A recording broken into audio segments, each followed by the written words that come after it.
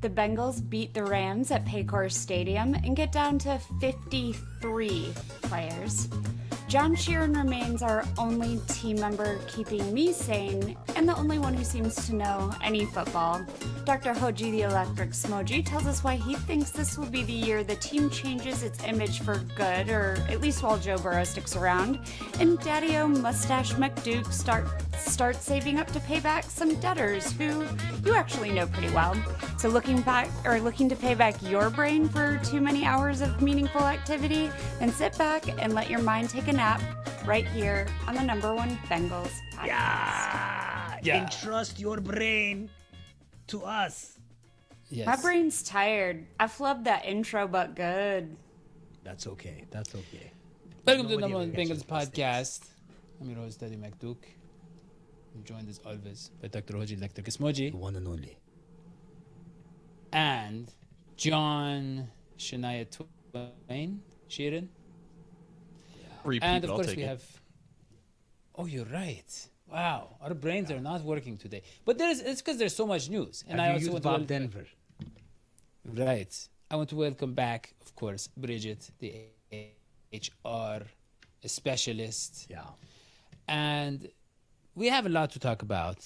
But first, I want to take a moment to talk about something more serious. And that is the estate of Brinks.tv. Now, Brinks.tv, we have had a very long and a very fruitful partnership with them for many years.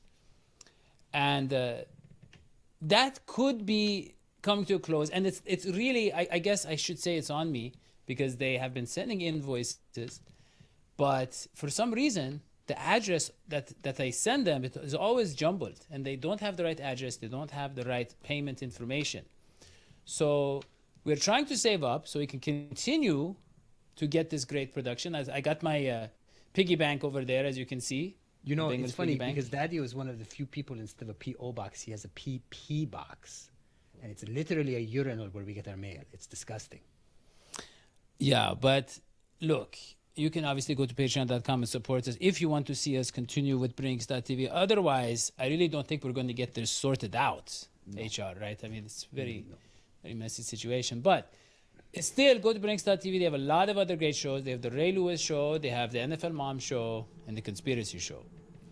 Yeah. Also, Really is a Banana Republic style dictatorship on this show. I mean, no one has real culpability. Well, and did I you don't just know how hear things like get he done. just tried to in his own way like take blame for everything, and then he just put it on Bridget because that's for whatever reason in her job That's description. how he does. I only Yeah. do payroll. I don't do finance and accounts payable. I mean, so you that's only do like man. half your job. No, shoot you. Wow. Okay. Uh, Well, I mean, if Not you my see, I mean, job. if you look at our quote unquote files, there's just a bunch of papers with scribbles on, and there's not even a desk. It's just a room full of papers on the floor. yeah. Well, PP box. again, That's some toilet humor, and I am here for it. Yeah. a messy situation that we have, but it was a great run that we had with Brinks.tv. And but no, they will still be around for us a couple more weeks, and we'll see after that. Okay, So John. do I talk about the Athletic Greens now or later? No, we have no sponsorship with Athletic Greens. Wait, that was the sponsorship? that was. I just really like Athletic Greens. Okay. Yeah, so look, John, let us get right to the roster cuts, okay? Because obviously I did the research, and I know we have Devin Asiasi is a tight end, 2020 third-round pick of the Patriots. We have Max Scharping, who's with the Texans, and he's a guard. And we have can't read Jay. that, Jay Tufele, who is a defensive tackle for the Jags. He was. And John, obviously, I have the rest of the information about them, but I don't want to cloud your judgment. I don't want to confuse you. I want to hear what you have to say without you hearing the Why facts. can't you just say So- that you know nothing about these people and you want me to tell you about them? Yeah. Why is that And to be he's web not to know? using his Admit defeat. vision insurance to get reading glasses. That Yeah, he's chosen style over substance. Because He I'm thinks not he going to looks blame cool. Dadio if he doesn't know a third-round pick, a second-round pick, a fourth-round pick by teams who are largely irrelevant compared to the Bengals. But I do believe that all three of these players would have been decent targets for the Bengals in the drafts that they were taking. I think Scharping comes first to mind. I remember he was in the 2019 Senior Bowl, and before I went down there and watched the practices live, I watched some of his tape from Northern Illinois, and the thing that stood out to me was that, like, obviously the competition wasn't great in college that he faced, but he just seemed to have a knack of, like, knowing what to do, and just the feel of him playing tackle from the mental and physical side, it seemed to just click. He just seemed to have a good understanding of how to play left tackle at the time, and he's been mainly at left guard in his NFL career. He's a bit on the taller side to be a guard. I think he's like 6'6", pushing 6'7", and he's been kind of up and down for the Texans, but also it's the Texans. They don't really know how to develop offensive line, kind of like the Bengals. So in his 3 years, he's been an okay player. I don't know for what reason why he was let go by the Texans, considering they're one of the worst teams in football, but I think he's a very solid player, and at the very worst, he becomes one of the best backups that the Bengals have, if not the best reserve offensive lineman that they currently have. I think he's probably better than Deontay Smith, Hakeem Adeniji, certainly better than Jackson Carman. So as one of those first, or maybe the first lineman off the bench, I think you can't really do a lot better in terms of a waiver pickup for a guy who, again, was a second-round pick for a team that definitely needed offensive lineman at the time. He played multiple positions there. I think he's better at left guard than he was at right tackle and right guard, which he played mostly last year. So I think he's definitely still got stuff left in the tank. I guess the question, John, everybody's really wondering is, so at this point, who really is the backup QB for the Cincinnati Bengals? It's Brandon Allen. It's Brandon Allen. Is it, though? Because my understanding is that he was cut. He was cut. He's coming back tomorrow. They don't need a quarterback today. They have no games today. Wait a John, minute. So isn't it hold really on, tough to do wait, football wait, show wait. with people who don't follow So they're football? going to cut him today Yeah. and re-sign him tomorrow? John gotta was keep kind them- enough to explain all of this to me via Twitter message. It is, look, John, it is a power, tell is them a way how of they sending do a it. message. It is a way of sending a message that you have to be at your best every day. You could get cut any day, but you bring them right back.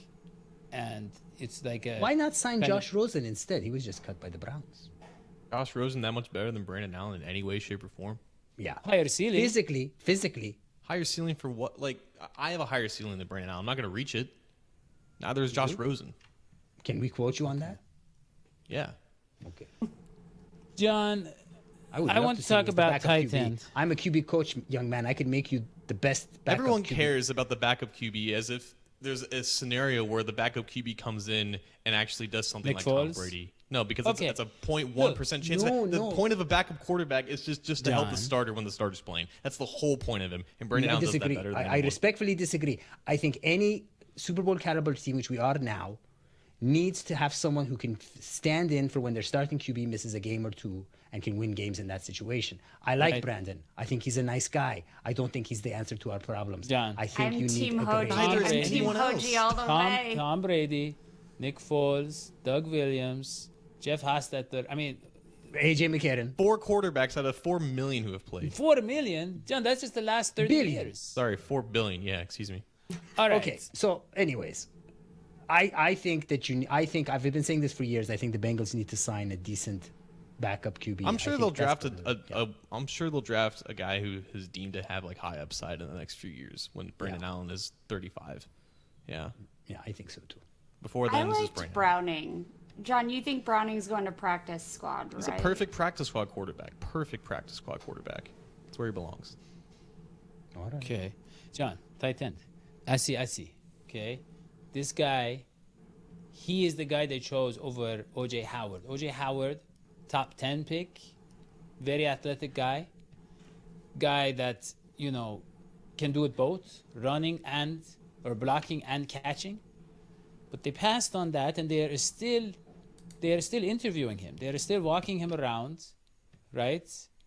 They are still, you know, what is it, poking his toes with all the needles and testing him. They're getting they have the tubes and they want to see if his Achilles is still in place.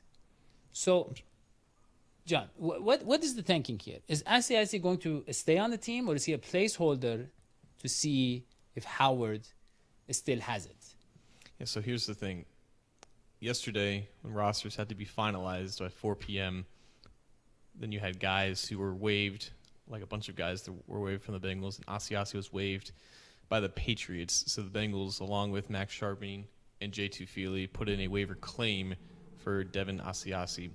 They didn't realize, or they didn't find out if that claim was successful until noon today, Wednesday, August 31st. They scheduled a meeting or a visit and a physical with O.J. Howard sometime last night or sometime in the morning. The report was in the morning that he was coming into Cincinnati, so they had no idea that they were going to be able to get Asiasi before they scheduled whatever they did with Howard. So regardless of what was going to happen with Howard, like, they were hoping that Asiasi was going to be a Bengal. Now that he is, it hasn't completely eliminated the possibility of O.J. Howard now joining the team, but it just gives them a tight end that, they said, hey, let's see if he falls through the waiver wire. Let's see if he ends up with us. They had interest in him. He's now a Bengal. The point is here, they have some injuries at tight end. Drew Sample is just coming back to practice now. Mitchell Wilcox is all but assured that he's going to go on injured reserve and miss at least the first 4 weeks. Asiasi is more of a blocking tight end. Doesn't have a ton of receiving experience in the NFL. And honestly, at this point, O.J. Howard shouldn't really be counted on as a receiver either. He hasn't really done that much in recent years. Like you said, he was coming off of the Achilles injury last year with Tampa Bay. Then he left for Buffalo. Buffalo cut him. So he's probably not the same athlete. He's just going to be a blocking tight end too. Okay, and if I may, John, is it fair to say that this is a pretty awesome deal? I mean, he's a third round pick, right? So that means he must have been pretty good for a tight end to go in the third round. I mean, it seems like quite a steal, no? Am I wrong? He just hasn't really done much. He hasn't, but he's a big boy. As you talk about the upside, he seems to have an upside. He's played for. As John would say, you are a big boy, but that doesn't mean that you achieve things. Right, John? John, I feel like I have. Hodgie's receiving career in the NFL is barely behind Asiasi's receiving career, so maybe there's some hope for Hodgie. No, he's here to block. That's all. And that's a good thing. Well, let me just say this, John. Let's say O.J. Howard doesn't have the explosiveness that he did when he was in college. Okay? Maybe he doesn't, he's not going to make the receiver type plays. But, and look, I love Hayden Hurst, and he does have the explosiveness. He does have, it has translated his athleticism to some degree. Not the production, but But what about Howard as a big end zone target? And can we show the clip to show you what I mean? I mean, he was, with the Bills, and he's this is a Case Keenum throwing him the ball. So, and you look at Howard there, John. Wow, Yeah, great that's resistance there from the DB. That's There you go. Yeah. So that was the first clip I found. So Just phenomenal coverage. He's moving at the speed of, 2 miles an hour? 2 miles an hour. Wow. I hope know. he didn't It's faster than I'm moving pull right now. anything. No, it's about how fast I Yeah. run. Okay. So John. John. Yeah. He'd be a tight so- end 3. He'd be a tight end 3. He's a Wow. former first-round pick. He has Okay. athleticism, but it's not the same anymore as Okay. it was when he was a rookie. So let me ask you another one, Yeah. which is, John, the receiver from the Vikings, Emmer Smith Marset. Oh, I know you like, and I know Joe Goodberry likes. And I And I want to pull up this clip of him to show you why I think he'd be a good fit with Joe Burrow. Now, if you've watched, this is Kirk Cousins, or Kurt Cousins. I It's don't Kirk. remember his name, but Kirk. And watch. He's getting hit, which Joe Burrow is going to be doing a lot. Underthrows. Underthrows, Yeah. which Joe Burrow doesn't ever do. But still, and then look how he adjusts to the ball, John. Yeah, I See like that? it. You like it? He's good. It's not a good. big deal. Wow, It's not I a got big one deal. right. I got it right, yeah. It's a mediocre catch. Okay, no. John, tell him no. Okay. I see Bridget is confused. Is that a compelling play? Like, out of that guy's entire repertoire, that's what There we're were 3 watching. plays. He had 3 I think, highlights. honestly, when it comes to these people who are barely on the team, there just ain't that much to say or watch. Let's be honest. No, there was one So where he should we burned the move defense, to John. Kevin Huber? Yeah. Yeah, let's talk Well, about. no, we you. have one more. We have Tufele. We have Tufele. Yeah, maybe do the growl again. We already had the ground. John, can we get to Tufele? What do you got to say about him? Other than, and if there's anything that I haven't said, obviously. We haven't said anything, so I'm going to say something and provide a little bit more than that. So he was really young coming into the NFL last year.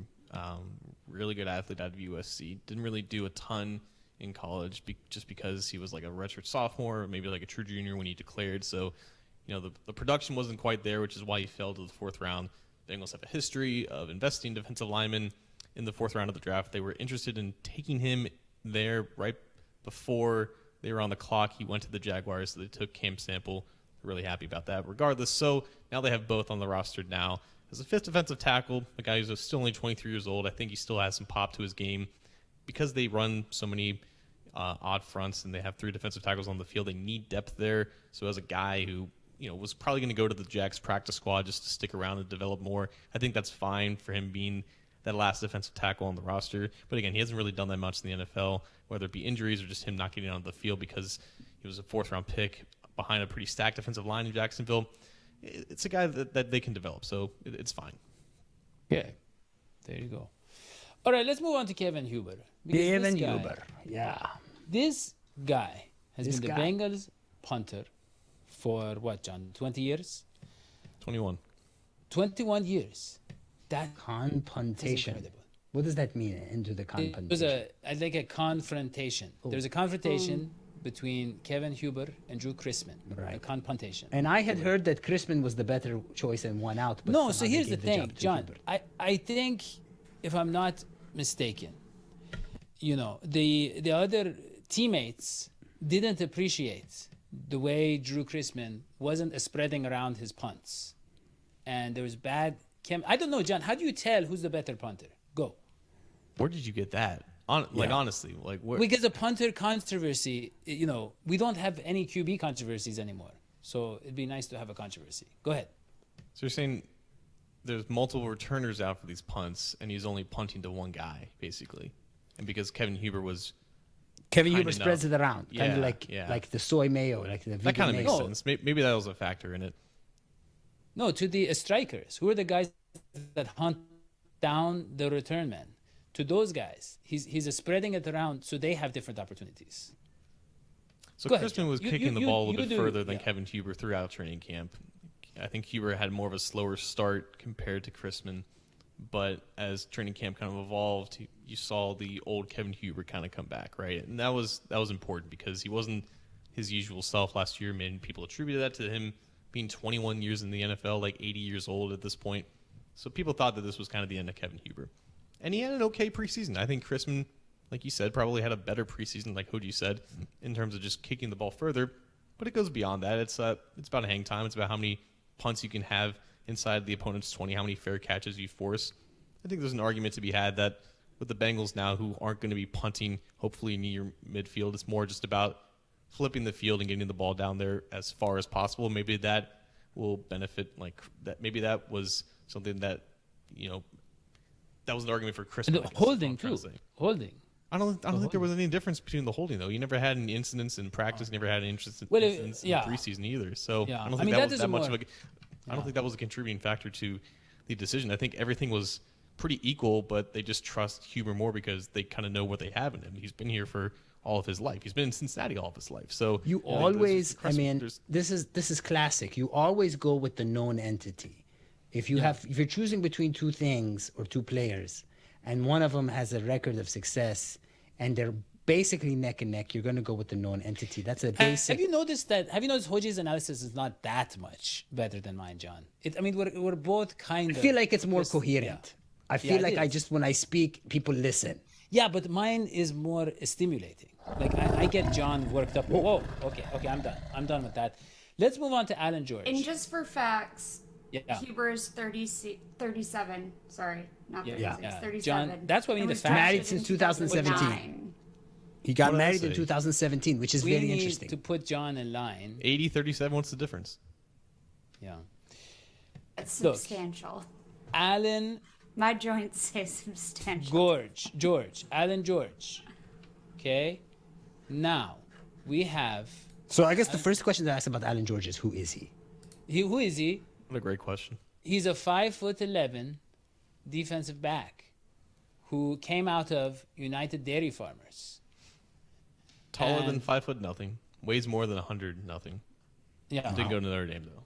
John, like him. he made the 53-man roster as an undrafted free agent. How do you do that?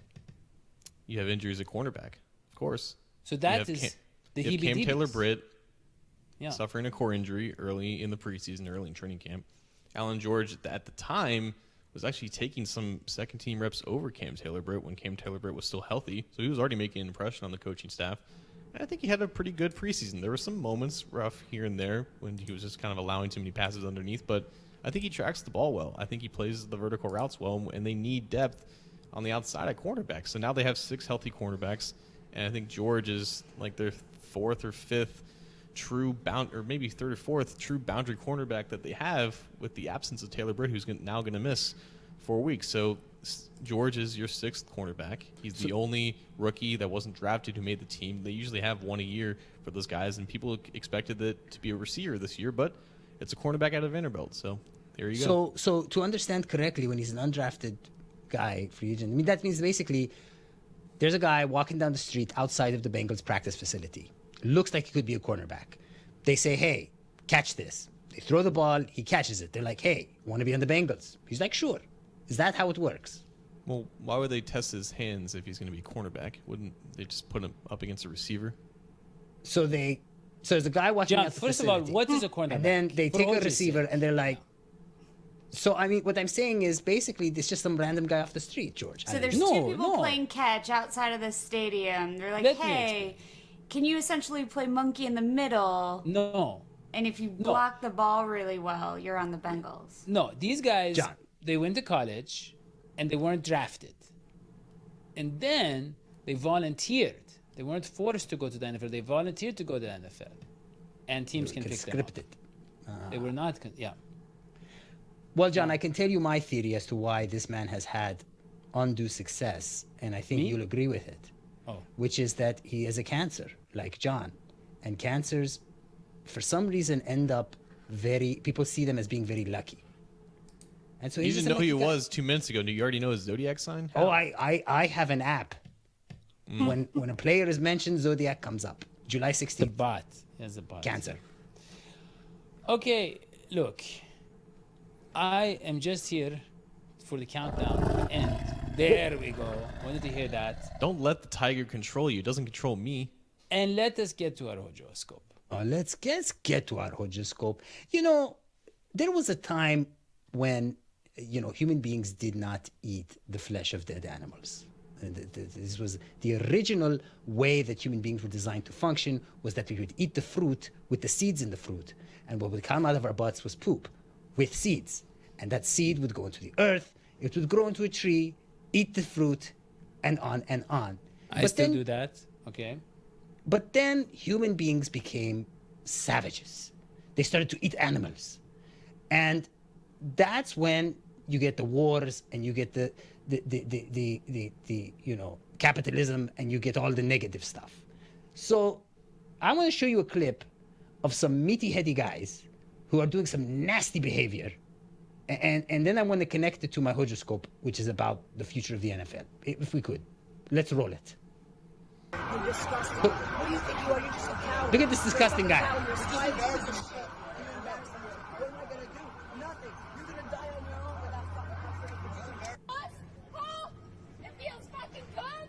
You and your small dick and your pussy. Wow. Okay, monetization. Okay, I guess we should have stopped that video. No. It has to be said. How many times do we get fined on this Ooh, video? disgusting. With his Okay. now. But and by the way, Hashtag NSFW. yeah. So basically, That looked good. It looked like a bob. learn. So you see him licking the flesh of that chicken and things like that. Human beings are not going to stand for this meat eating behavior much longer. And the connection to it is that the NFL fan base has traditionally been a meathead leaning fan base. I say that with all due respect to all my friends out there. And if you look at the comments on the Bengals, the Bengals are going to be second. They're going to be third in the AFC North. There was a fluke. This is meathead observations. It is not an observation you would hear from, let's say, a vegan, for example, who has all his vitamins and things like that. And so I think what we're going to see is less meathead commentary And people are really going to start to understand the Bengals. They're really going to start to understand, how great we are. And that's my horoscope. Wow. Well, I'm glad that we finally got to promote eating meat, and I hope that the sponsorship lasts. So And- are we trying to like get Jeff Ruby to sponsor the show? I actually invited Jeff Ruby on the show, and his people said they don't think it's for him, which I don't understand. It's not for most people. I guess not. Well, there we go. Okay, it's time for the Dadio Care segment. I thought there might be a nuclear attack. All right. So, Dadio Cares this week. So, preseason is done, and we are approaching the regular season. And I want to make sure that we do one of my favorite things, which is celebrate the fans and the team. So, I don't know if you know this, number one Bengals podcast crew, D&H Sports crew, but the Bengals sold nearly, or maybe a little over, 120,000 tickets between two preseason games, which is wild. So, like, this is a team that the fans want to see. I was at the game against the Rams on Saturday, and we put up a picture. Like, this is more people than I had seen at games like 2-3 years ago. Do we have the photo from the stadium? Wow. There we Look go. at that. Like, this is the third preseason game. First of all, beautiful Cincinnati day, but fans are ready to see this team. It's clear there's a lot of love for this team, but the team, I think, is also ready to see the fans. Zach Taylor acknowledged that in his press conference. The fans were signing a little bit of everything. Can we see the next photo? I got to say hey to Lel Collins. Got to say hey to a couple players, but Lel signed my special orange Bengals jersey. So thanks, man. I appreciate that. So folks are just like ready, I think, to get out there, and we have one heck of a season opener and home opener on September 11th when the Pittsburgh Steelers come to town. So as we get ready for the regular season, it had me thinking a little bit about fan superstitions, and I was curious. The last picture I have, I was wondering what this fan superstition was. See this? I love this flag. I love this picture of Joe Burrow. It's like a slightly constipated Joe Burrow. Yeah, definitely not a vegan Joe Burrow. Right? Not a vegan Joe Burrow. But we can take down that's my walk through memory lane from the games on Saturday. But I know there's a lot of fans who have a ton of superstitions, and coming out of a Super Bowl loss, which is still a little traumatic to talk about, I am really curious how fans are approaching this season and their own superstitions as they get excited for the Bengals season. Yeah. I will say mine for the home games, there's a chicken tender place by section 156, and I am convinced I have to get the chicken tenders from there.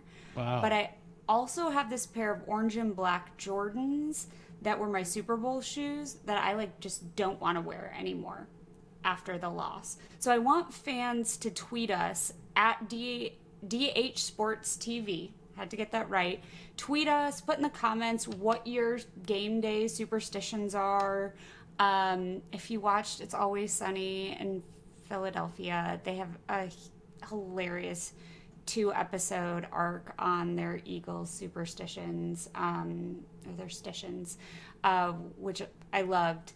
But tweet us, comment, let us know what your superstitions are. Let us know if they're changing from last season to this one as we make another Super Bowl run. But I want to know, John, Hodgie, Yeah. Dadio. I got one. What are your superstitions? Yeah, I got one.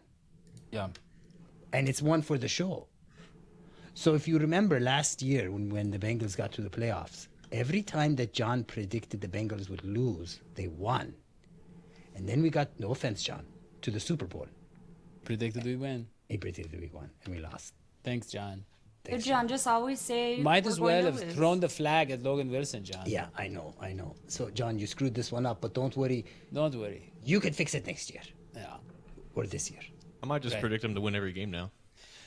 See how Let that me, goes. Bridget, I don't think it's gonna I want to go back to a really great point that you made. I just want to make sure I'm understanding the main takeaway of all this. When you talk about chicken tenders, is that because that the chicken is particularly tender and juicy and tasty, or is it taken from the tendons of a chicken? What does that mean? You the have chicken learned tender? nothing from me. Well, neither of those things was the takeaway. Okay.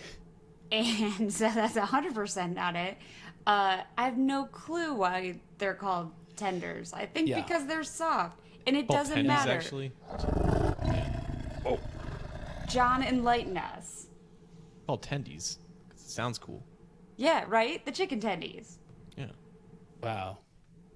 Yeah, that was. That's why we put someone in their 20s on the show. I am So they can insulted. tell Well, us I'm the just- cool I just- stuff. You are fortunate to be able to enjoy your tenders in Cincinnati, where you don't have people like that video yelling at you. So. Yeah, I think I'm still I was pretty safe there. eating meat in the stadium. I was there. I was at that vegan protest.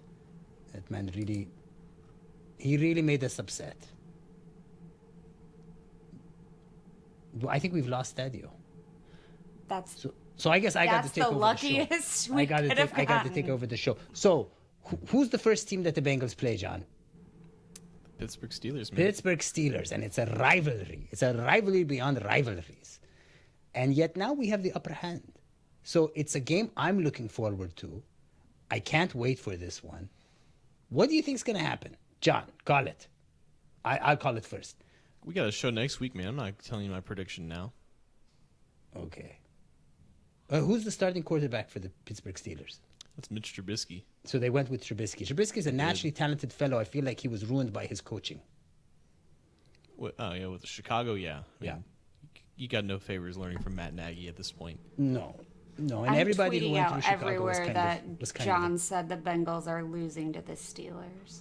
He hasn't said it yet. And But please say it doesn't next matter, week. but I'm going to say it. What if I actually think it, though? Well, it could happen. I don't know. I feel like it might take this team a while to kind of get, how shall we say, back, the groove. Super Bowl winning teams have historically not done well, or Super Bowl losing teams have historically not done well the following year, right? That's what they say. But I think this might be an exception. Yeah, you know what? I think it just might be an exception. And I think we're going to talk about that and more next week. Next week. Okay, Patreon. Season preview. Let me Coming do the next Patreon. week. There's an app. It's called wino.com, wino.app/DH Sports. You go there and you can actually basically slide into our DMs. And we will text you. We will not do more than that, though. It will only be words, maybe a few pictures, but everything will be NS. Wait a minute. It will be It will be SFW. SFW. Okay. And then also, I have to tell you to leave a comment at the bottom of the screen. I think the superstitions thing would be interesting. What do you do before a game? Do you sometimes not watch? What do you do? In answer to Bridget's question, we'd love to hear that comment. Upvote, like, subscribe. That would be nice if you would do that. And also leave positive reviews for us on the podcast if you can. Thank you. Subscribe, turn on notifications, because honestly, yeah. Bye. I have to dance. It's in my contract.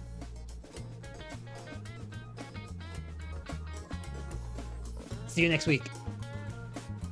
Season preview coming next week. Oh, yeah. And we have a special guest. And maybe we'll kick Dadio out again next week. Who knows?